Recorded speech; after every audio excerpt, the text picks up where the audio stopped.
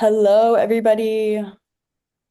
Okay, there's a lot of people waiting to be let in, so let's give them like 2 minutes or so and then we'll get started. But so happy to see you all here. Feel free to say hi in the chat, and we'll get started in a couple minutes.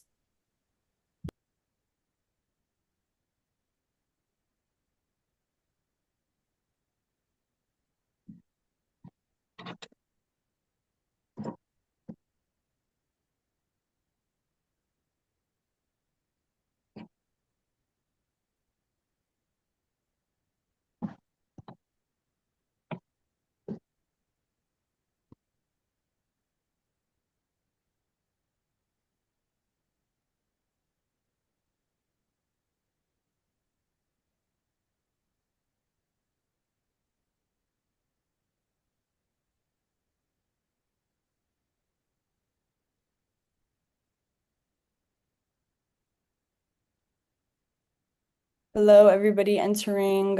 There's a lot of people in the waiting room, and it usually takes like a couple minutes for everybody to join. So I'm just gonna give like one more minute and then we'll get started, but feel free to continue saying hi in the chat. How are things at the Paul Noir? They're like done with school and they closed off the quad, so Oh, yeah, yeah. I thought you guys were like boycotting out there. Yeah, there's a lot going on, but yeah, I gotta get updated with the students. I'm not currently a student there anymore, but yeah. Well, Okay, congratulations on graduation. thank you. Okay, let's get started. Welcome everybody to session 2 of our Gaza Summer School. Today we're going to be talking about building resistance by cultivating community. A great topic, great speakers. I'm Noor, I'm Code Pink's Palestine campaigner, and I'm so glad you all are here tonight. Another great crowd for our second session. We have a really great program and amazing speakers for you guys, so happy to see you all here. I see a lot of you are already introducing yourselves in the chat. Love that. Feel free to continue, put your name, location, and just keep in mind our norms to be respectful, be kind, be curious, and of course, be ready to take action because that's why we're here. Just a little heads up and a little ask, please stay muted for the duration of this class. We do record and live stream these classes, so if you speak, you'll like pop up on the screen on the live stream. So people will see your face and your name. So if you're not comfortable with that, definitely stay muted. And feel free to turn off your camera if you feel like it. But while I'm spotlighted, nobody will see you, so no worries. But still keep yourself muted, please. Okay, so before we get started, I just want to put something on y'all's radar real quick. A new website that we launched at the end of last week.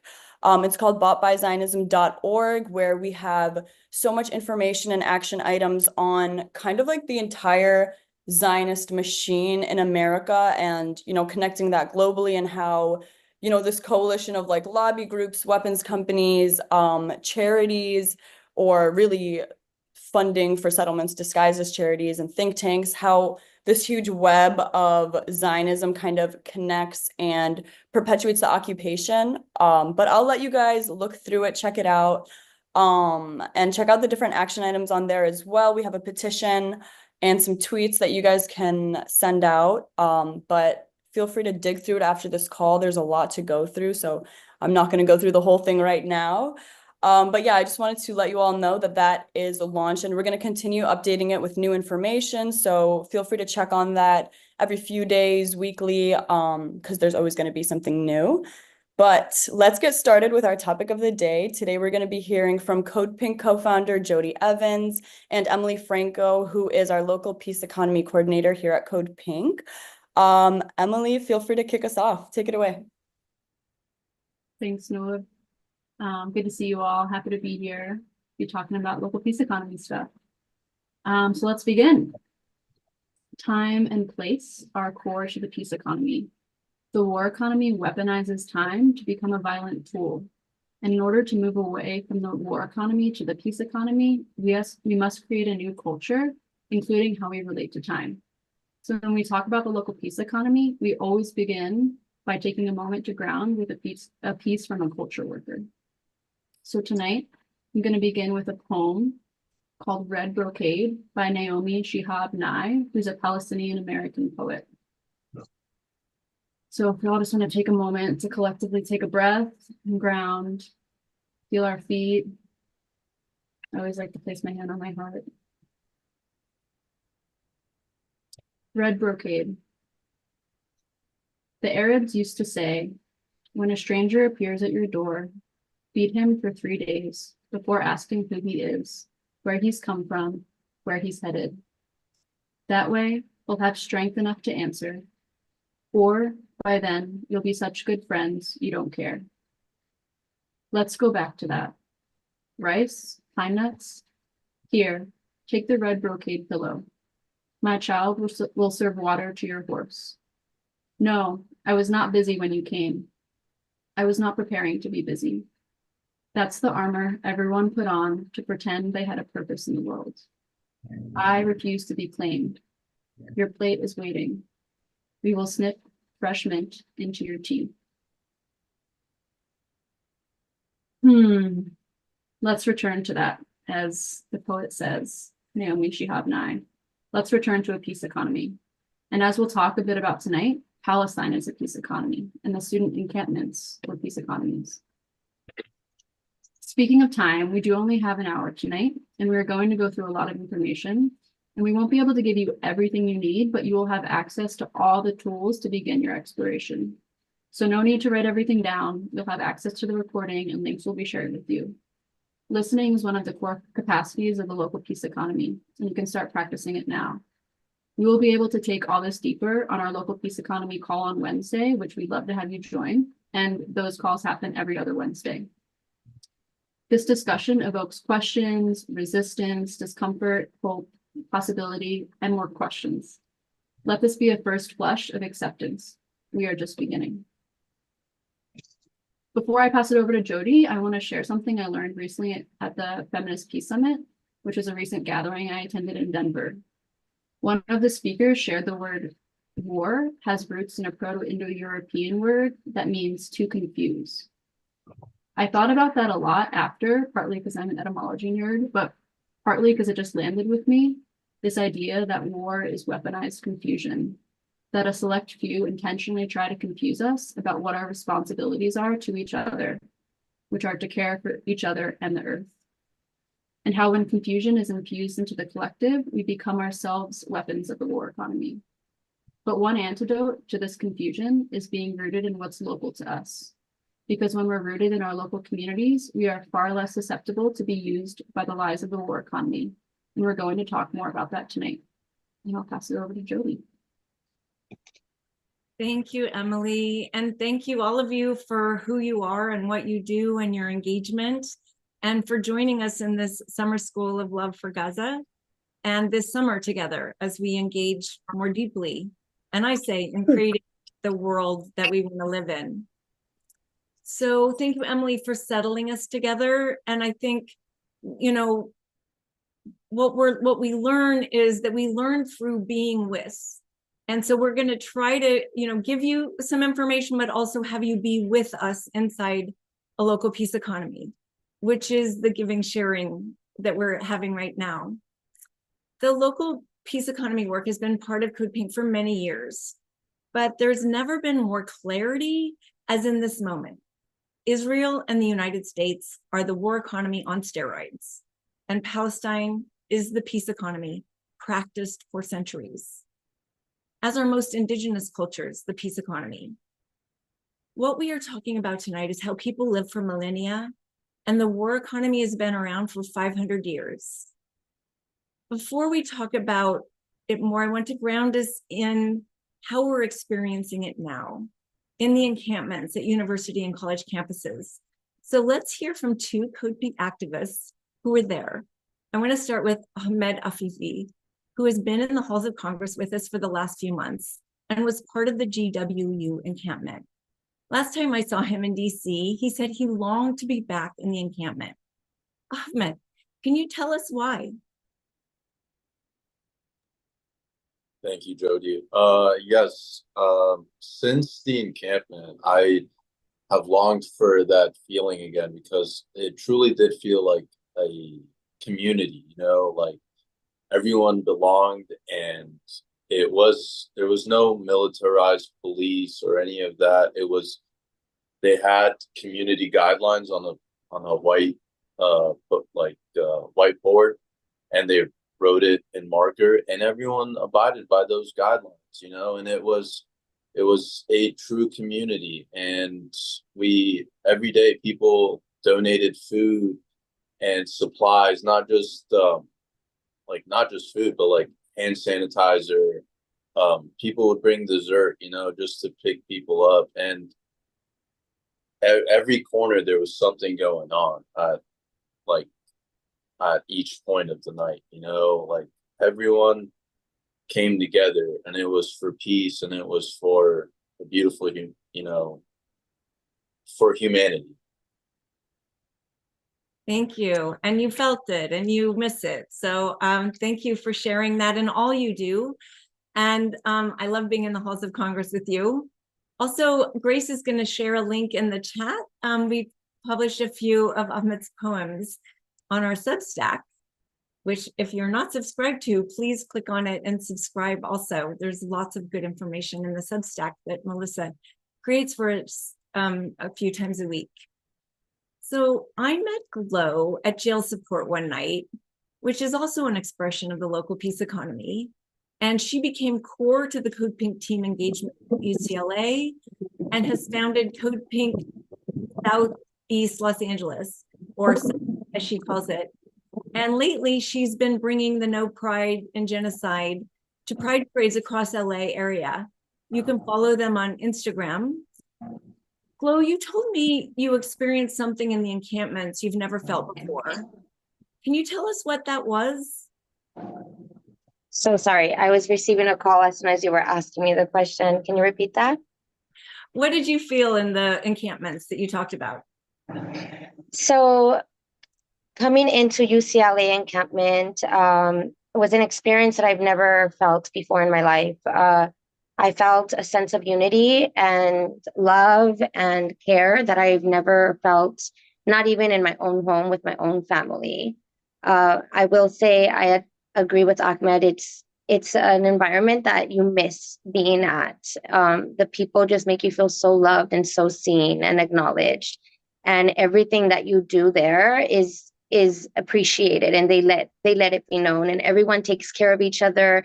If someone was lacking rest or nutrition, we would take care of them, set up a tent for them, feed them, make them take a rest, because we were always so on edge about taking care of each other because of how things were going there, that we would forget to take care of our own selves and rest. So let's talk a little more about that, because after you were brutalized, arrested, and watched 50 or more of your friends hurt so badly they were sent to the hospital because of the cops and the Zionists, you all pivoted to creating a local peace economy offering. Can you tell us about the care circle you created? Yes, so Chandra, another Code Pink member, she came up with the idea because she's a physical therapist, to have a healing day. So basically we invited everyone who was a part of the UCLA encampment to come and heal mentally and physically. And there was an overwhelming amount of support. So many therapists, acupuncturists, who wanted to come and join and help and volunteer in helping to heal the students who were injured. And there was also goodie bags where people could take home and continue their self-care at home as well. Thank you, Glow. Thank you for sharing. Thank you for all you do for the movement locally. Thank you, both of you, for joining us. Thank you for having us. So now Emily's going to start our slideshow, and we'll go into learning about the local peace economy. Grounding is what is core to the local peace economy, which is why I wanted to start with Ahmed and Glow, really grounding us in where we are and what's happening, and that it is here. It's not an idea, it's not words, it's actually with us. And, the war economy works to unhook us from grounded experience and take our attention to things we have no relationship to, no responsibility for, or no capacity to affect, because it wants us to feel powerless, ineffective, and it wants to demoralize us. That's where it wins. That's where it can then hook us in and use us. So economy means home. We think it's about money and how it is spent, but it's about the culture we live in and our ways of being. The war economy is just being itself. We're never going to stop it from being itself. So we must create the future we want to live in as we disrupt it, slow it down, expose it for all the violence it wreaks in our daily lives and globally. Because simply the war economy is the oppressive, destructive, extractive economy killing you, your community, and the planet, i.e. imperialist colonizing capitalism. But there's the peace economy. It is the giving, sharing, caring, thriving, resilient, relational economy, which nourishes all life. And it is what is our life. It's what keeps us alive. Without it, we would not have life. But we are made to believe that it's the war economy that gives us life and serves our needs. That's a lie, as it is all that the war economy espouses. Life thrives in the peace economy, and that's where we are nourished. It starts when we're born. Our parents giving and caring. That is like the essence of life. So both of these are cultures. They're our daily practices. And if you want to feel rooted in justice and peace, we must create it. It doesn't happen by osmosis. It happens in resistance. We can learn from the Palestinians what resistance looks like. It is the practice of the peace economy. It is also the practice of scratching away, exposing, and defying the war economy, but the resistance is rooted in the peace economy practices. In the peace economy, we can remember, cultivate, and create what I call home sweet home, a sense of belonging to each other, a sense of creating a space that nourishes. And, you know, in the war economy, we've been taken away from what that even is. And I say even our relationship to the earth. It is our home sweet home. We don't care for it. Look at our communities. They're not cared for. That money that should be caring for our communities is used to destroy the planet. 65% of our tax dollars that should be cultivating sweet communities goes to war machine, making the rich richer, who invest in the the weapons industry. So, you know, it's like that money belongs creating home sweet home for us, and even home sweet home where we live, where we take care of our community, ourselves, and those we love. So thinking about it that way. Have you ever been in a Palestinian home? It's full of life and joy and nourishment and the depth of understanding of the value of life and the celebration of life. How many of you are unrooted from a culture relationship, or how many of you have been unrooted from the things that nourish your heart?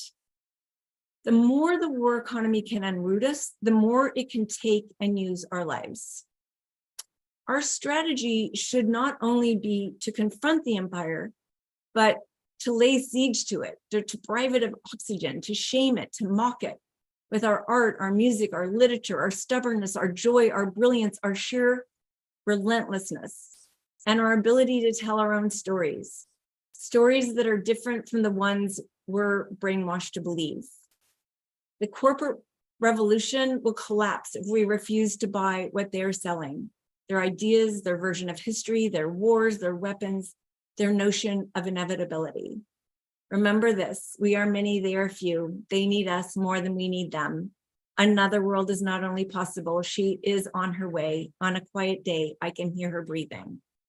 That is Arundhati Roy. I have that on my mirror. I read it every morning, reminding me where to be in relationship with the war economy.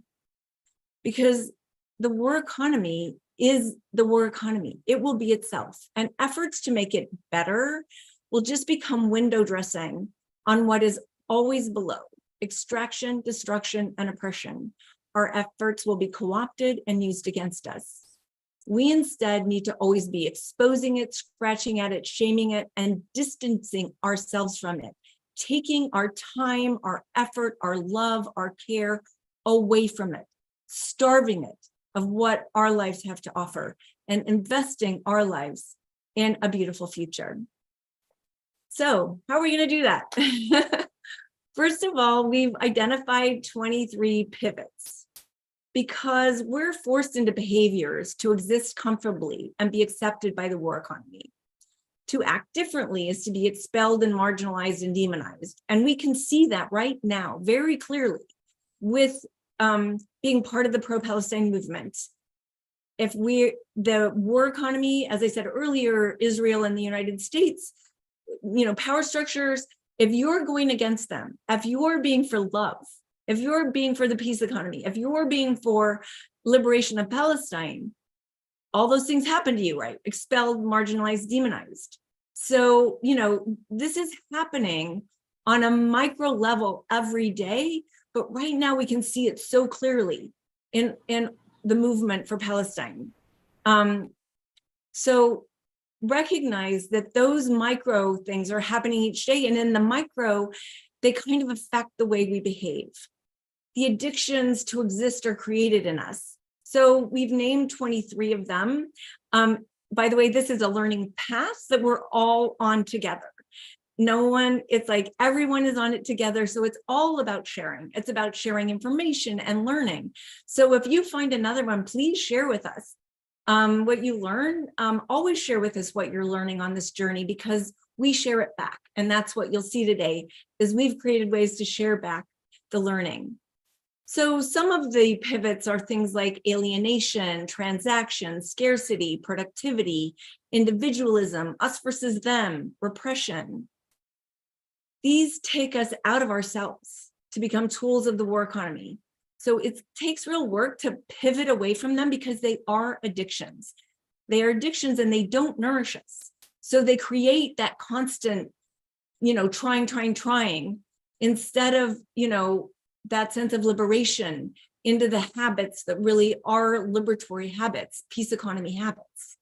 But it's real work, because we're not aware of how deeply the war economy culture has invaded our beings.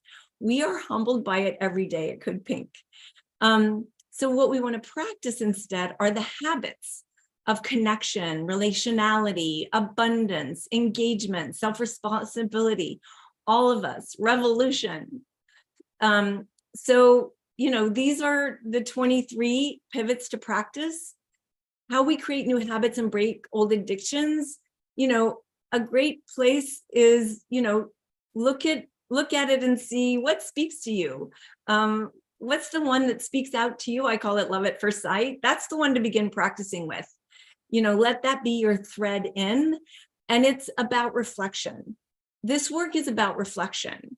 It's not about glossing over. It's about taking the time to reflect and learn, because we are unlearning ourselves. So pick the one that speaks out to you. And remember, the war economy addiction is how they use you. So breaking free of it is liberation. Let that be your inspiration, as it's not a present process to break addiction. And so that takes us to the cycle of reconnection, because in the breaking of these addictions, a lot comes up.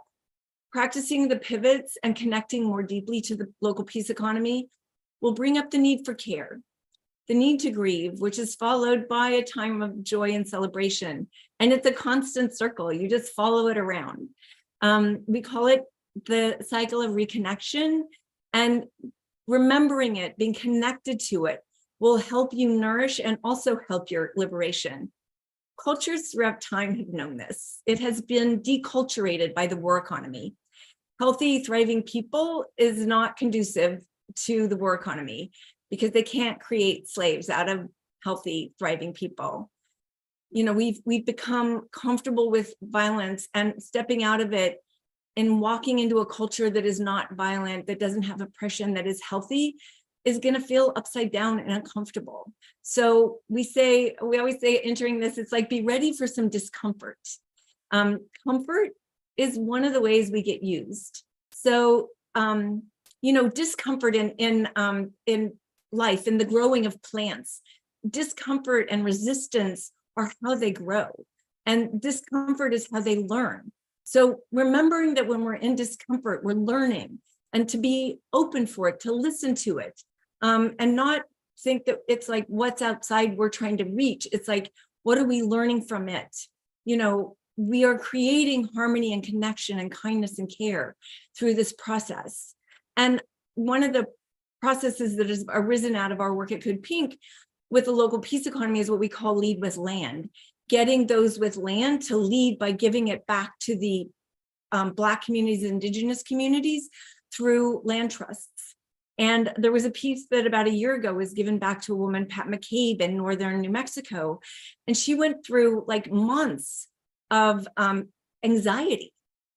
And so, you know, it's when things happen, as liberation happens, we have to be ready for what those feelings are. You know, I think about it myself when I've like been in the streets for the last 2 weeks and I've not taken time for myself and I get sick. It's like when we stop and the adrenaline stops, we have to actually be with what was there we weren't paying attention to. So it was a surprise for them because they thought, oh my God, finally the land of my peoples for thousands of years is now ours. But there was a lot to process to then be in the relational caring of that land. So there will be surprises. And, you know, I just encourage taking notes and keeping a journal, because in the journaling, you'll come up with gems and tools that are needed on the journey as we are all on this journey together. So creating these spaces of care, grief, joy, and celebration, just as Glow and Chandra moved from violence to creating a space of care, where can we locally do the same with our communities of activism that are growing around us? The war economy needs us spent, not cared for. It needs us on that hamster wheel chasing what we can never achieve. This is the addictive cycle it thrives on. In caring for others, we care for ourselves, and that comes back around. So let's turn that hamster cycle into something that isn't chasing its tail, but is nourishing life. Community needs to be nourished together. It's like in nourishing each other, we're all nourished, and we're in care and not separation. Grief is very important. I don't know about you, but I am in grief daily. And being in the streets with my community is the balm to my grieving heart, but also cultivating a future and creating conditions conducive to life with my community heals my broken heart. As it is resistance to the war economy that is destroying life, we need to make space to grieve, to allow, to make space for others to move through it. You know, given the PTSD of the war economy trauma we live in, it's a constant to stay mindful of.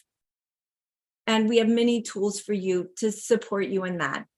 And then making time for joy and celebration, as we were taught by the Palestinians, is essential to life thriving. Finding spaces. You know, last week in LA, we got together, we ate, we deepened our relationships. We celebrated all the scratching of power we had been doing. You know, disrupting Kimmel was fantastic and also painful. It was painful for the community. It was painful physically. And, you know, the violence of the encampments have left people physically hurt and hurt in their heart. So, you know, even they accomplished a lot, but we needed to take the time to celebrate, to care, and to serve the grief. So that's the cycle of reconnection. There are also capacities that we need to, I call them muscles, we need to build. Some of us have them develop more than others, but we also need to pay attention to them because they are important as we move forward. Cultivating community. It's all done in community. Taking us out of individualism into community, it is core. And some of us are better about being in community than others. Cultivating community is resistance, building trust, learning to listen, learning who we are as human, not as ideas that have been laid on us, making something together that serves everyone. Here's where it all starts. Individualism is the disease of the war economy. We need to practice our way back to being members of community. Reminder, communities are messy. They are how we learn beyond ourselves, and they are what we can shift our responsibility to. It is in community that we learn, we get reflections, and how we affect the whole. This also arose for me when I realized we can't end war until we end the war economy, as war serves the war economy. I'm looking at the results of global inequality, climate change, coming fascism, and AI. I see it as a tsunami or our flood. And I think, what is the arc that will get us through the flood? And it is community. It is local peace economy. When we have grounded ourselves in community and the effects of all of these become easier to flow over as we care for each other through. An example is during the 2008 financial crisis, those living in a peace economy culture, which some of our communities have, they didn't lose their jobs or their homes because the community figured out how to help everyone through, and they came out together. During the fires, we see mutual aid, saving lives and supporting in ways the structures that are supposed to be doing that are not able to. So those are some examples of where it exists already. I'm going to come back to listening, which is where Emily started. Listening, which you are doing right now. Listening is core to creating the future, as we must do it from a grounded relationship and what the needs of the community are calling for. And that takes getting off our reactivity, that takes getting off, I know the answer, into deep listening. That's a muscle we will practice till the ends of our lives, but it will serve us well in developing the future. And then mapping, one that we'll come back to often. When you feel confused, mapping is one of the things that helps you find direction. Where are we? Where are we going? We got to get off of their map. We don't even understand we're on their map. We are being used by their map. So we want to create our own maps.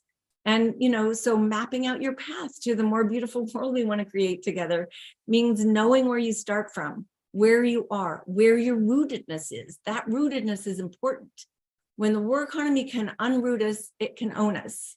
So how do you root yourself? Start by drawing a map so where are you? What cultures are in your DNA? What cultures have you been raised in? What cultures do you work in? What are your offerings to your community? What tools, skills, qualities have you been building with your wild and precious life? Find that. That's your map. Organizing. Organizing is about relationships. It is not coming out one at a time to engage. It's about building a community to engage, to scratch at the war economy, and to cultivate the future. We can't let them take our attention fighting them. Think about that. Every time you're fighting to change them, they're taking your time, your life force. That is how they keep us from building what isn't them. So we have great tools at Code Pink to support you to learn to organize locally. Jasmine and her team of Danica, Ryan, and Chris work in sections of the country to build your organizing skills. There are calls and tools and support. It's a fabulous offering. Take advantage, and Grace will give you a link to the sign up there. They're better at this than I am. Centering culture. The war economy culture is destroying our minds and our hearts and uneducating us from the beauty of the peace economy. Our minds and hearts are weaponized by the peace economy to be used by it. Taking ourselves away from that drip, drip to the nourishment of the peace economy, like the poem Emily began with, and discovering what art and culture is being created locally in resistance to the war economy. Seeding inspiration, stories help us to see what is possible. There are thousands of peace economy projects across the United States. Reading about them helps to excite your imagination that is occupied by the war economy. I just want to take you into one that I was part of. So when we started this in Venice, where I live, we looked at who are the victims of the war economy and how could we be in relationship with them and find out what they needed and how we could be supportive. So it became that we discovered there were 1,500 homeless youth that lived in our community. So we created what we call SPY, a safe place for youth, rooted in love and support, because these were victims of a war economy. And so how could we support them? And it started with feeding them out of the trunks of our car on the weekend and creating relationship. And then the Baptist church around the corner, we had them give us the back of it so that we could get local community people to make warm food for them. And then doctors and therapists to come in and offer that to their needs, and people to bring in what they said they needed. Oh, they needed clothes, they needed a backpack, they needed a towel, whatever they said they needed, we would then reach out to the community and that would be offered. So, after a few years of this, There was like all the rich people in the neighborhood decided that it wasn't safe to have unhoused people in the community. So they were running in the neighborhood council on the safe and secure neighborhood. And because we had been teaching the community for these years about who those unhoused people were and how we needed to love them, a historic vote happened in our neighborhood vote. Usually 6,000 people vote. 32,000 people voted, and that slate failed because everyone in the community had been learning, along with just serving these 1,500 homeless youth. Everyone had learned how to be in the local peace economy, and they were not interested in what the new rich people moving into our community had to offer. So as with our activism, as we know in our activism, we're always teaching. You're always teaching as you're cultivating a peace economy, not only yourself, but everyone who's in witness. And that's what we're doing. We're creating and making an attractive space for everyone to enter, because the war economy is violating everyone, but those very rich, which is, 10%.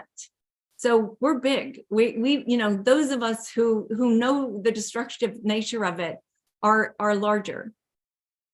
So here's where we wanted to move into breakout rooms, because that's a big piece of this, of how we talk to each other and share, but Zoom's not letting us. So I just want you to reflect on where you engage in the local peace economy now and how that makes you feel.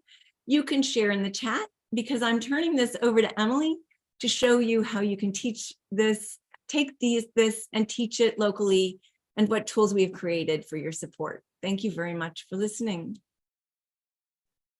Thanks, JODIE. Just leave this up for a couple more seconds so people can take it in. Yeah, excited to see the chat later. So now we're moving into the portion. Oh, I went backwards. Hold on. Oh, no, I didn't. Okay, now we're moving into the portion of how to teach this. And as JODIE just mentioned, how to teach is really how to be. Parents know this. And there's no goal.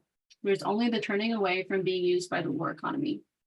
The steps away take time and enrich the wisdom you'll need for yourself and others later.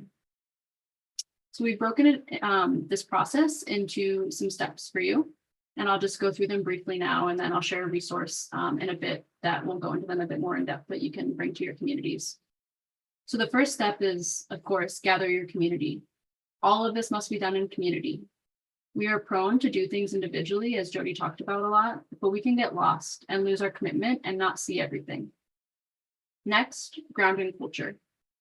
Once you've gathered your community, seed this space that you've created with an offering of peace economy culture, just like we did at the beginning of this call with the poem I shared. Culture can be all sorts of things, like a poem, a song. Food is also a part of culture. How can you bring food and nourishment into your gathering? Then we begin with the grounding question. Oftentimes in gatherings, we've used a question about sharing our values, because it's important to see what values we are each rooted in and what drives us. We can also reflect on what we need and what need we would like to address in our community. Grounding in need helps us to be connected to concrete conditions. The war economy uses us by disconnecting us to concrete conditions, so connecting to them is an act of resistance. All things must come from need, not ideas. The wisdom is always in the need. Our offerings will meet the need, and otherwise they might feel a little bit lost. Next, share your ideas and offerings. This is where seeding can happen. What is already alive in the people in the circle? That must be harvested first. As JODIE likes to say, start with what is in the room. What you need is always in the room. In this process, you will learn how much our thinking is infected with imperialist thinking, where we believe our capacity to affect is extreme, overreaching, and not relational. This is the result of living in an imperialist war economy culture, and it has infected us. Reflect in the circle where you notice this happening, not as judgment, but in humor, since we're all part of the war economy. Go around the room and see what ideas or offerings are in the room. We prefer the word offerings, because in the end, these offerings can be woven together and create a picture of what you can create together to serve the needs that you named. In this place, there is something that happens. We move into a part of ourselves that is the giver, and yet we are receiving a richness from the experience of tapping into new parts of ourselves and actually affecting need. The war economy has us thinking that we can affect something across the planet that only they have their hands on with their power and money. Next, we make a commitment together. At the end of usually what's a 90-minute process, we go around and make a commitment. What is our offering to what flows from the meeting?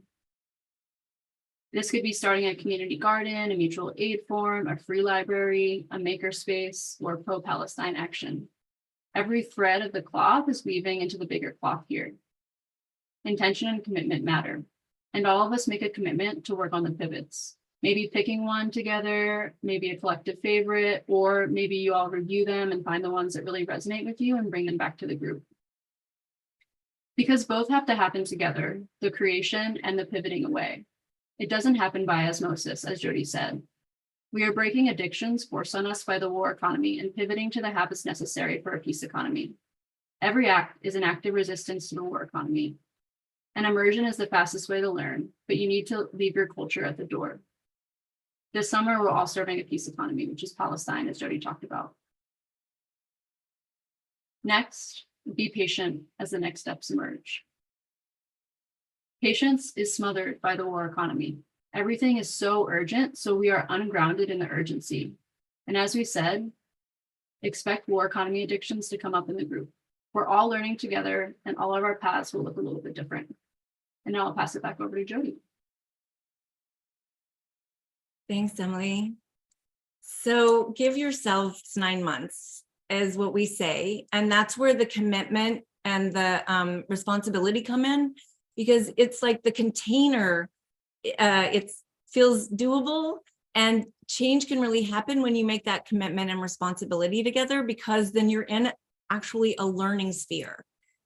We've been in resistance for 9 months now.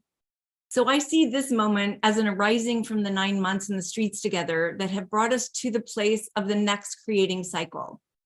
Reflect now on how you have changed in the last 9 months, from being in community and being engaging together, from seeing more clearly the war economy you live in. Let it be encouragement to the next 9 months. Know how it has moved the needle of culture, of awareness, and how many are falling out of the chains of the war economy to the desire to create something else with their lives.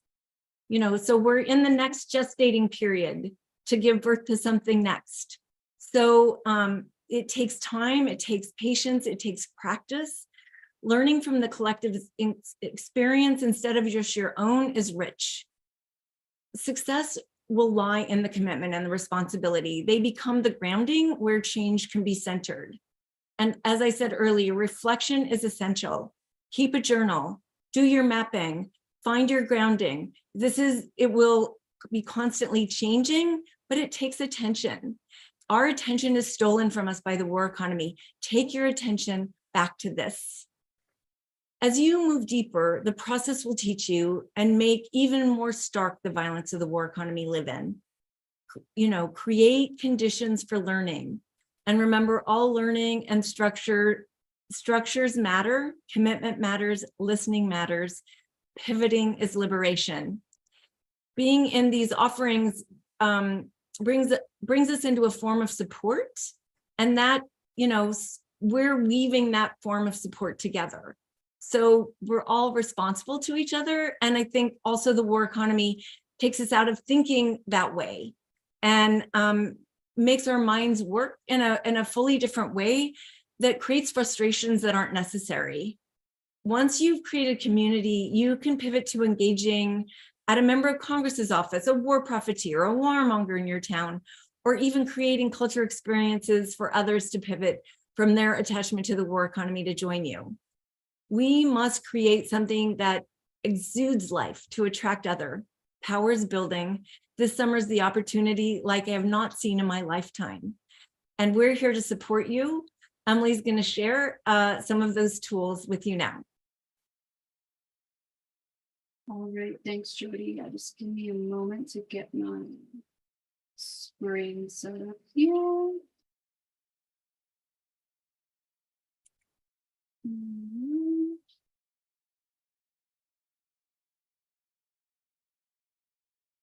All right.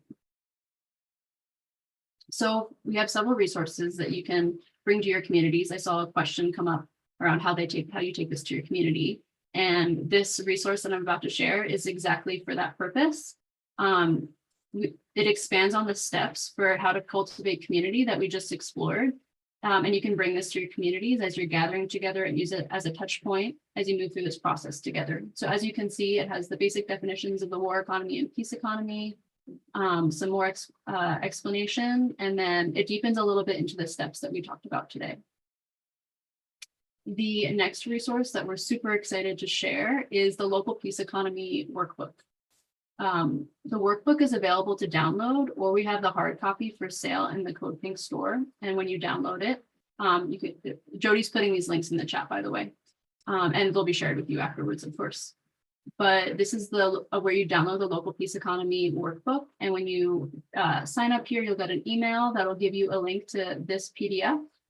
I'll just scroll through it for a moment so you can see it real fast. You can see it's very long, 158 pages, that has tons of reflection questions. So if you download the free version, you can either print it out or you can save the paper and work with it in your own notebook, or you can purchase it in the Local Peace Economy, purchase a hard copy at the Code Pink store. Next is the Local Peace Economy website. We are working on a new website that will be available in the next few weeks that I'm going to show you a bit now. These resources are available on our current website as well, and JODIE will be putting the links in the chat to where you can find these tools in the meantime. But I'm going to show you the new website since that's where we're headed and we're really excited about it. So this is the homepage, which you can explore, but I'll dive right into the ecosystem. This is a tool to help you get connected locally because immersion, as we've talked about, really is the best teacher. So this is a great tool if you want to find a local peace economy group or a project or offering near you. You can use these drop downs to navigate, and you can also use these tags here and toggle between them. And I'll show you a few examples. For example, let's say I am interested in finding a childcare co-op in the Northeast. I can click childcare co-op Northeast, and you can see how it's curating it in real time. And then I can scroll through and see what options there are. And this is by no means a complete list. And then let's say I am interested in child space in Philadelphia. I can actually go directly to their website right here by clicking this link. Another example, let me just unclick these here. Let's say I'm an artist and I'm in the Midwest. I can click arts and culture, Midwest, see what's going on there. Or let's say I'm interested in food and agriculture.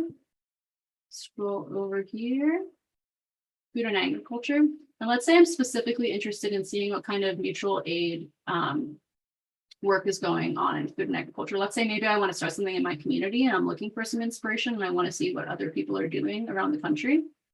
I can just scroll over, also click mutual aid. And again, it's curating it in real time to show you what we have in the ecosystem here. The next is the cycle of reconnection that we talked about. This will be a drop down. You can, with lots of options to kind of give you a way into the cycle of reconnection based on what you need. Or again, you can use these tags to toggle and curate that way as well. For example, let's say I am feeling a lot of grief and looking for some resources to support me in that. I can choose grief. And let's say I personally really want a podcast because I'm a big podcast listener, which is absolutely true. I can click podcasts and it'll give me podcasts that specifically touch on the topic of grief. Unclick these again. Or let's say belonging is really up for me right now. I can scroll over here and choose belonging and scroll through and see the resources here. And right here, it shows you what kind of resource it is. So let's say, oh, this guidebook sounds really interesting, or the essay, I want to engage with an essay or a book. Unclick that. And then you can also just choose the resource type. For example, let's say I'm really open to a lot of different topics in terms of content, but I know that I'm looking for my next book to read. So I can just click book and then see the list here. Many of them have excerpts that'll give you like a little taste of what the book is like. Next is the pivots to peace, which we talked a lot about today. One way to navigate is this menu will show up. I can click from quantity to quality, for example, if that's a pivot I want to focus on, and it'll take me to this page here, which gives you some ways to deepen into that pivot, including some reflection questions and practices. Another way to navigate will be along this top bar that appears here. For example, if I wanted to move from this pivot to another one, let's say from restraint to pleasure, I can just click it here and it'll take me to that same page for from restraint to pleasure, this pivot, and I can deepen into it that way. Next, we have inspiration, as we talked about inspiration today, and stories. Stories are a huge source of inspiration and nourishment, and they help us see the many ways the local peace economy takes shape in communities all over. The Local Peace Economy Wiki is a great resource for stories of a local peace economy, and you can dive in and explore what's inspiring to you, and we're always adding new stories. So here on this page, you can see there's a little bit of a background, and then if you click this link here, it'll take you to the Local Peace Economy Wiki on the observatory. I'll just scroll here for a moment so you can see that there's tons of stories about different local peace economy projects all around the country and even the world. And like I said, we're always adding more. So, and please always feel free to send us where we are not meeting your needs and what you want to add to the ecosystem, the cycle of reconnection, or inspiration and stories. And you can email peaceeconomy@cultivating.org to send us that information. And I think now we're going to move into Q&A. Thank you, Emily.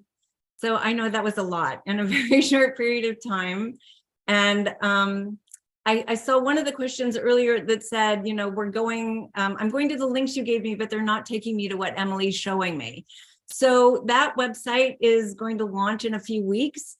All those tools are up on the Code Pink links that we put up, but they're not so much fun to dive into. Emily has created an Airtable in the back that new website will give you ways in that are much friendlier and more fun. We're almost there, but all those links that I was putting in from the Code Pink website are there to help you. And just go to the Local Peace Economy website and explore. It's all there. So, you know, one of the questions that came up was, how do we share this? The whole point of this time together is that we're giving you something to share. The tool, the 3-page tool is, you know, what Emily took you through. It's how you can do that. It's your step-by-step. And then those other things on the websites are a way to take it deeper, way to, you know, find stories to share. The workbook is something to practice with in community. You know, we decided it's like, how do we have a tool that we use? Like we say, it's like a structure helps. So we've given you some structures to help. And just remembering that we're all creating the future together. There's no where we're going. There's what's arising from inside of us as human beings. And, you know, I've downloaded it. I can't wait to read it, but I also hope you find the community to practice with together, because it's in the practicing together that we learn most deeply. So yes, share it with everyone, anyone. Just a reminder, and I think Grace will post this, but every other Wednesday, we have a Local Peace Economy gathering where people come and ask questions, share what they're doing. The communities that are working locally with local peace economies, we come together. So if you want to dive into this and learn more, because I won't be able to answer all your questions in 7 minutes, that's the place to join. And Grace or Emily will post that link for you. And then another question that came up was, how do you cope with the anxiety and avoid overwhelm and mental shutdown? That is exactly what we just took you through. You're describing how the war economy wants you to feel and the conditions that have been created for you to feel that. And so, you know, go to grief, go to community. First of all, I would start with the community because it starts there. Because, you know, it also starts with recognizing this is how they want you to feel. And there's nothing, what Israel is doing is to literally destroy our psyches.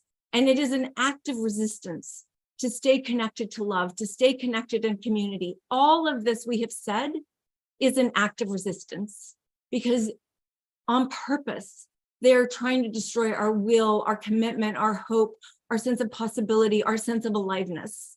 And every time, every breath you take, every thought you transform is an act of resistance against something that has never existed in time.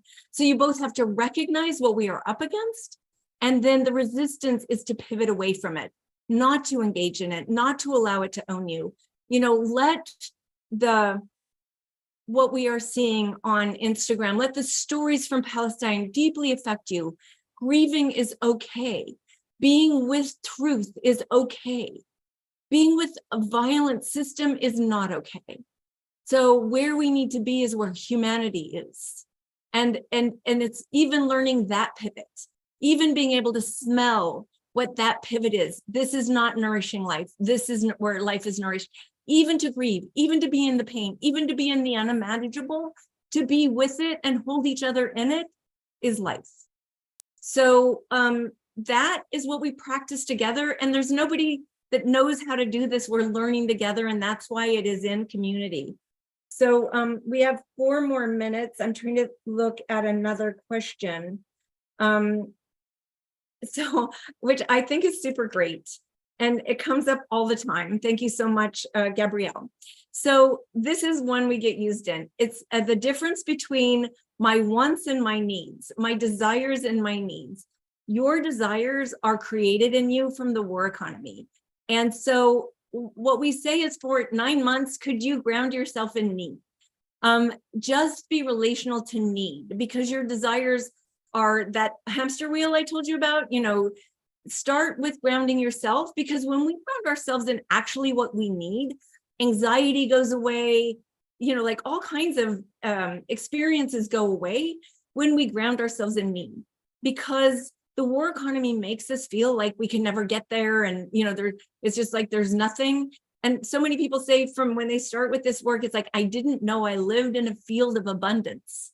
So start with grounding yourself in need, because those desires, those wants, those are the tools of the war economy. That's, you know, advertising. That's the drip, drip, drip of the, you know, the dots in the hamster cage that keep you running around the wheel. So practice seeing, what do I need? Not what do I want? What do I desire? But what are my needs? What are the needs of my community? We're trying to ground everyone back into life. And I saw another question, I can't remember who it was, about the plastics to the earth. That is, you know, and as you kind of noted in your question, that gets used by capitalism. Capitalism will pivot all of this and use it. Where are things being co-opted is where we want to keep ourselves away from. That's why rooting is important. That's why relationship is important. They'll take anything we use and try to co-opt it. So I'm talking about the earth. I'm talking away from the plastics, in the sense of all the things that are created that you're told you need, into the grounding in the soil. That's why our website looks like soil. It looks like compost, because we are composting the war economy into the soil that we are planting seeds in and growing a peace economy. So it's really a relationship to the earth instead of plastic and, you know, all the things in between. So that is, we are taken away from the relationship to the earth, to the relationship of life that the earth teaches us, you know, biomimicry and all the things that, how does the earth function? It is life. It teaches us a lot. And we've been taken into these other forms of teaching that aren't relational to life, that are distractions from life. So I tried to answer as many questions as I could quickly. If you have more, you're welcome to join us on Wednesday. Thank you, Emily. Thank you, Noor, for inviting us. And thank you, all of you, for what you do to scratch at the war economy, to shame it. Please continue to do that, and also cultivate a future. Thank you both so much. I'm truly so lucky to just be in community with you both every day. It's taught me so much, and to like live the world that we want to see, which is such an important part of creating the world that we want to see, right? Thank you all so much for joining. If you didn't grab any of those links or those resources, don't worry, you'll get a follow-up email with everything. Of course, we're here to take care of you guys. And you can always email us with any questions you have. I'll drop my email in the chat super quick. Okay, Noor. Also bringing Palestine culture. We have that on our CodePink/Palestine page. We have lots of culture to offer. So if if you need it, go there. Yes, thank you guys so much. Our next class will be July 1st at the same time, and I really hope to see you guys there. We're going to be talking about the environment and resistance through the environment, and we have a really great speaker from the Palestine Natural History Museum. So I'll see you guys then. Thank you all again for joining, and thank you, Jodie and Emily and everybody on the team who makes these classes possible. So Bye, grow peace and spread love. Thank you so much. Thank you Thanks, all. everybody. Thanks so much.